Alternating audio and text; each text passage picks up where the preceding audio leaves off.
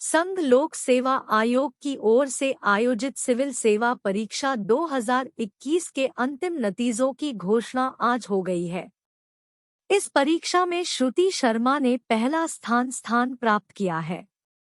श्रुति शर्मा उत्तर प्रदेश के बिजनौर की रहने वाली है। उन्होंने दिल्ली में अपनी पढ़ाई पूरी की है। वह इतिहास की छात्रा है। श्रुति शर्मा पिछले 2 साल से जामिया मिलिया इस्लामिया में आवासीय कोचिंग एकेडमी से कोचिंग ले रही थी।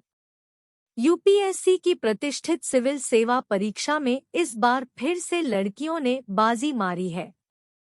श्रुति शर्मा ने यूपीएससी की प्रतिष्ठित सिविल सेवा परीक्षा में टॉप किया है। जानकारी के मुताबिक श्रुति शर्मा सेंट स्टीफंस कॉलेज और जवाहरलाल नेहरू यूनिवर्सिटी की छात्रा है। उन्होंने जामिया मिलिया इस्लामिया में आवासीय कोचिंग एकेडमी में रहकर यूपीएससी सिविल सेवा परीक्षा की तैयारी की थी। इतिहास की छात्रा श्रुति शर्मा टॉप। यूपी की रहने वाली इतिहास की छात्रा श्रुति शर्मा इस प्रतिष्ठित परीक्षा में पहले स्थान पर रही तो वहीं अंकिता अग्रवाल और गामिनी सिंगला क्रमशः दूसरे और तीसरे स्थान पर रही। चौथे स्थान पर ऐश्वर्या वर्मा रही। इसके अलावा 5वीं रैंक उत्कर्ष द्विवेदी को मिली। छठे स्थान पर यक्ष चौधरी रहे। 7वें स्थान पर सम्यक एस जैनी, जबकि 8वीं रैंक इशिता राठी को मिली है। 9वीं रैंक प्रीतम कुमार और 10वीं रैंक हरकीरत सिंह रंधावा ने हासिल की। कौन है श्रुति शर्मा?